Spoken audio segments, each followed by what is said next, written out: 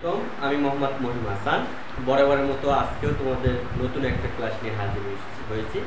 আজকে আমরা ষষ্ঠ শ্রেণীতে অনুশীলনী পাটিগণিত অনুশীলনী 1.5-এর একটা অঙ্ক দেখাবো, সেটা নিয়ে কথা বলবো। চলো বন্ধুরা, আর কথা না বাড়িয়ে অঙ্কটা সমাধান করি।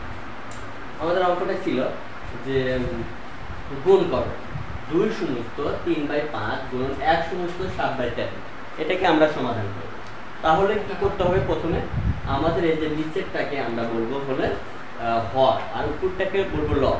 এই 5 দ্বারা 2কে গুণ করতে হবে, 5 গুণে 10, আর এই উপরে যে লব থাকে এটা যোগ করে দিতে হবে।